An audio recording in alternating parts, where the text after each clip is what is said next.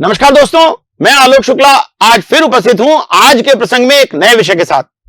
आगे बढ़ने के पहले मेरे चैनल को सब्सक्राइब कर लीजिए और बेल आइकॉन दबा दीजिए ताकि आपको हर नए वीडियो का नोटिफिकेशन जल्दी से जल्दी मिलता रहे। हम शिक्षा पर 3 वीडियो बनाकर बात करने वाले थे, 2 पर चर्चा हो चुकी है। आज बात करेंगे उच्च शिक्षा के बारे में। सामान्य रूप से सबको दी जाने वाली शिक्षा के ऊपर किसी विशेष विषय पर विस्तृत और सूक्ष्म अध्ययन उच्च शिक्षा कहलाता है। उच्च शिक्षा महाविद्यालयों, विश्वविद्यालयों आदि में दी जाती है। माध्यमिक शिक्षा के बाद यह शिक्षा का तृतीय स्तर है। इसके अंतर्गत स्नातक एवं स्नातकोत्तर शिक्षा होती है। भारत में प्राचीन काल से ही उच्च शिक्षा के विश्वविद्यालय थे। नालंदा और तक्षशिला विश्व प्रसिद्ध थे। यहां देश विदेश से विद्यार्थी आते थे। इन विश्वविद्यालयों के स्नातकों का बड़ा मान था। इन विश्वविद्यालयों में शिक्षा मुफ्त थी। इन्हें राज्य से आर्थिक मदद मिलती थी, किंतु राजा इनके प्रबंध में हस्तक्षेप नहीं करते थे। इनका प्रारंभ वास्तव में उन परिषदों से हुआ था जिनमें 4 से लेकर 21 तक विद्वान किसी नैतिक, सामाजिक या धार्मिक समस्या पर व्यवस्था देने के लिए एकत्र होते थे। कुछ समय पश्चात परिषदों ने श्रावण मास में रेजिडेंशियल यूनिवर्सिटी का रूप धारण कर लिया।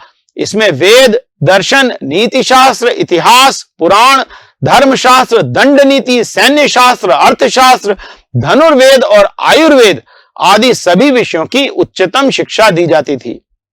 विद्यार्थी यहीं पर रहकर अध्ययन करते थे और जब वो सब विद्याओं में निष्णात हो जाते थे तभी उन्हें स्नातक की उपाधि मिलती थी। वर्तमान में भारत का उच्च शिक्षा तंत्र अमेरिका और चीन के बाद विश्व का तीसरा सबसे बड़ा उच्च शिक्षा तंत्र है। शिक्षा मंत्रालय के उच्च शिक्षा पर अखिल भारतीय सर्वेक्षण या AISHE 2021-22 के अनुसार देश में 1168 विश्वविद्यालय, 45,473 कॉलेज और लगभग 4.33 करोड़ विद्यार्थी हैं। 16.98 लाख शिक्षक हैं, जिसमें से 56.4% सामान्य विश्वविद्यालय हैं, 16.5% तकनीकी विश्वविद्यालय हैं, 7% मेडिकल और 4.5% कृषि विश्वविद्यालय हैं। इन आंकड़ों से इतना तो साफ है कि देश में उच्च शिक्षा संस्थानों में बेतहाशा वृद्धि हुई है। परंतु इन आंकड़ों से भारत में उच्च शिक्षा की वास्तविक सच्चाई सामने नहीं आती। दरअसल संख्या बढ़ने से गुणवत्ता नहीं बढ़ती है। लगभग 600 विश्वविद्यालय और 25,000 कॉलेज तो एक्रेडिटेड ही नहीं है। उच्च शिक्षा प्राप्त करने वाले अधिकांश विद्यार्थी डिग्री तो प्राप्त कर लेते हैं, परंतु अपने विषय में पारंगत नहीं हो पाते। अधिकांश शासकीय महाविद्यालयों में प्रशिक्षित फैकल्टी की कमी है। बहुत से निजी विश्वविद्यालय के शिक्षकों को कम वेतन मिलता है, इसलिए उन्हें अच्छे शिक्षक नहीं मिल पाते। निजीकरण की नीति ने कॉलेजों की संख्या तो बढ़ाई है, परंतु इसके कारण गुणवत्ता में भारी कमी आई है। मुझे याद है कि वर्ष 2001 में छत्तीसगढ़ में अजीत जोगी जी की सरकार ने एक ऐसा कानून बना दिया था जिससे विश्वविद्यालय खोलने के लिए विधानसभा द्वारा अधिनियम पारित करने की आवश्यकता ही नहीं रह गई थी और शासन के कार्यपालिक आदेश से ही विश्वविद्यालय खोलना संभव हो गया था। इसका नतीजा यह हुआ कि रायपुर में कुछ ही महीनों में 100 से अधिक विश्वविद्यालय खुल गए। उनमें से कई तो प्राथमिक स्कूलों के भवनों में चल रहे थे। उस समय इसका बहुत विरोध हुआ और अंततः न्यायालय द्वारा यह कानून रद्द किया गया। कुछ सालों से देश में फॉरेन यूनिवर्सिटीज की भी बाढ़ सी आ गई है। नित्य प्रतिदिन किसी न किसी विदेशी विश्वविद्यालय का अध्ययन केंद्र भारत में खुल रहा है। इनकी गुणवत्ता पर भी प्रश्न चिन्ह है, परंतु हमारे देश में फॉरेन के नाम पर पैसा वसूली का खेल बड़ा आसान है, इसलिए इनकी संख्या भी बढ़ती जा रही है। उच्च शिक्षा की गुणवत्ता का एक पैमाना ओरिजिनल रिसर्च भी हो सकता है।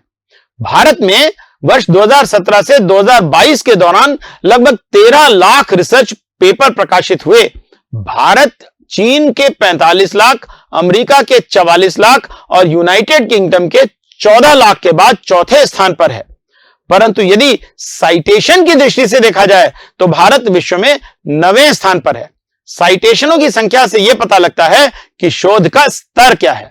भारतीय शोध में प्लेजियरिज्म या चोरी की चर्चा भी यदाकदा होती रहती है। वैसे तो विश्व में सभी देशों में इसकी शिकायतें मिलती हैं, लेकिन भारत में इससे निपटने के लिए कोई अलग कानून ही नहीं है, इसलिए केवल कॉपीराइट कानून के अंतर्गत ही प्लेजरिज्म के विरुद्ध कार्रवाई हो सकती है। इस कारण भी भारत के शोध में वो धार नहीं आ पा रही है जो अन्य देशों के शोध कार्य में है। आप इस बात को भी समझ सकते हैं कि अभी तक भारत को केवल 5 नागरिकों को ही प्रतिष्ठित नोबेल पुरस्कार मिल सका है। उनमें से एक गुरुदेव रविंद्रनाथ टैगोर को साहित्य के लिए, मदर टेरेसा को और कैलाश सत्यार्थी को मानव सेवा और कल्याण के लिए नोबेल पुरस्कार मिला है। केवल एक नोबेल पुरस्कार सीवी रमन को भौतिक शास्त्र में शोध के लिए और एक अमर्त्य सेन को अर्थशास्त्र के लिए मिला है। जहां अमेरिका के विश्वविद्यालय नोबेल पुरस्कार विजेताओं से भरे हुए हैं, वहीं भारत में मूल वैज्ञानिक शोध करने वालों की बेहद कमी है। इसका एक कारण यह भी है कि हमारे मूल वैज्ञानिक शोध के लिए देश में सरकारी और गैर सरकारी सभी प्रकार की फंडिंग की बेहद कमी है। भारत में उच्च शिक्षा की अधोसंरचनाओं की हालत भी काफी खराब है। सरकारी कॉलेज बहुधा बिना किसी भवन के ही प्रारंभ कर दिए जाते हैं। ये कॉलेज किसी स्कूल के पुराने टूटे फूटे भवन में चलते हैं। यहां ना तो विद्यार्थियों को ठीक प्रकार से बैठकर पढ़ने की व्यवस्था होती है, ना अच्छी प्रयोगशालाएं और पुस्तकालय होते हैं। इन कॉलेजों में शिक्षकों की कमी भी लगातार बनी रहती है। बहुत से विद्यार्थी केवल इसलिए कॉलेज में प्रवेश लेते हैं कि उनके पास करने के लिए फिलहाल और कुछ नहीं है। कॉलेज की शिक्षा रोजगार मूलक नहीं होने के कारण ग्रेजुएशन के बाद विद्यार्थियों के पास कुछ भी करने का ऑप्शन नहीं रहता। स्नातक की डिग्री मिल जाने के बाद वे ब्लू कॉलर कार्य करना नहीं चाहते और सफेद कॉलर का काम मिलता नहीं है। नतीजा देश में बढ़ती हुई बेरोजगारी है। अनेक संकायों में स्थिति बहुत ही विकराल होती जा रही है। इसका एक उदाहरण इंजीनियरिंग कॉलेज है। आजकल इंजीनियरिंग की डिग्री के बाद रोजगार के हालत इतने बुरे हैं कि लोग अब इंजीनियर बनना ही नहीं चाहते। बहुत से इंजीनियरिंग कॉलेजों में अधिकांश सीटें खाली रहती हैं। पॉलिटेक्निक कॉलेजों में भी बमुश्किल 20% सीटें ही भर रही हैं। धीरे धीरे यही हाल फार्मेसी का भी होता जा रहा है। प्रबंधन की डिग्री का भी बुरा हाल है। बीबीए करने वाले अधिकांश लोगों को नौकरी के लाले पड़े हुए हैं। आईआईएम जैसी कुछ बड़ी और प्रसिद्ध संस्थानों को यदि छोड़ दें तो एमबीए वालों को भी नौकरी आसानी से नहीं मिल रही है। इंडिया टुडे में 6 फरवरी 2018 को छपी एक स्टोरी के अनुसार भारत के 93% एमबीए रोजगार के योग्य ही नहीं है। स्टोरी का लिंक मैं डिस्क्रिप्शन बॉक्स में दे रहा हूं। कुछ लोग तो यहां तक कहते हैं कि आईआईटी से पास होने वाले विद्यार्थी भी आजकल अच्छी नौकरी की तलाश में भटक रहे हैं। बेरोजगार इंजीनियरों के हाल पर एक मजाकिया वीडियो मुझे यूट्यूब की चैनल भैया जीएल टेक पर creative commons attribution licence reuse allowed के अंतर्गत मिला है, जो मैं आपको यहां दिखा रहा हूं। वीडियो का लिंक डिस्क्रिप्शन बॉक्स में दे रहा हूं। यह वीडियो केवल हंसी मजाक और मनोरंजन के लिए बनाई गई है, पर बेरोजगार इंजीनियरों की दुखती रग पर हाथ जरूर रखती है।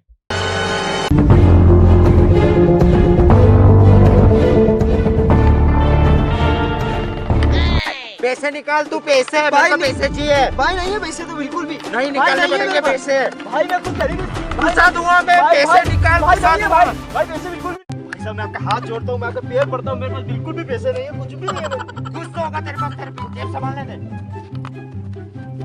तेरे पास तो पूरा भिखारी है रे तू तो। अरे कुछ तो काम करता होगा तो। भाई मैं इंजीनियर हूँ। इंजीनियर भाई, मैं भी इंजीनियर हूँ। तब क्या इतनी बड़ी संख्या में औसत दर्जे के उच्च शिक्षा संस्थानों को खोलना देश के लिए अच्छा है? अधिकांश पश्चिमी देशों में बच्चे हाई स्कूल के बाद रोजगार के लिए कोई हुनर सीखते हैं और उसकी सहायता से रोजगार प्राप्त करते हैं। उच्च शिक्षा के संस्थानों में वो ही प्रवेश लेते हैं जिन्हें चिकित्सा, इंजीनियरिंग, कानून आदि के विशिष्ट क्षेत्रों में जाना हो या जिनकी रुचि अकादमिक क्षेत्रों में काम करने की या शोध करने की हो। हमें भारत में भी ऐसी ही व्यवस्था बनाना चाहिए। उच्च शिक्षा केवल समय काटने का जरिया न बने, बल्कि उच्च अकादमिक कार्य का रास्ता खोले। जिनकी रुचि उच्च अकादमिक कार्य में नहीं है, उनके लिए हमें कौशल विकास और रोजगार मूलक कोर्स उपलब्ध कराना चाहिए, ताकि हमारे देश के युवाओं को सही रास्ता मिल सके। उच्च और तकनीकी शिक्षा की चर्चा शिक्षा में भ्रष्टाचार की चर्चा के बिना पूर्ण नहीं हो सकती। जिन कोर्सेज की डिमांड है, उनमें निजी संस्थाओं की बाढ़ आ गई है और भ्रष्टाचार चारों ओर है। निजी मेडिकल कॉलेजों में पैसा लेकर मैनेजमेंट कोटा की सीटें बेचना आम बात है। अन्य डिमांड वाले कोर्सेज में भी यही हाल है। इन कॉलेजों को मान्यता देने वाली संस्थाएं भी भ्रष्टाचार से मुक्त नहीं हैं। मेडिकल काउंसिल के संबंध में भारत के पूर्व स्वास्थ्य मंत्री डॉक्टर हर्षवर्धन की प्रेस कॉन्फ्रेंस के अंश में आपको दिखा रहा हूं। मेडिकल काउंसिल के अनेक पूर्व अधिकारियों पर भ्रष्टाचार के प्रकरण भी चल रहे हैं।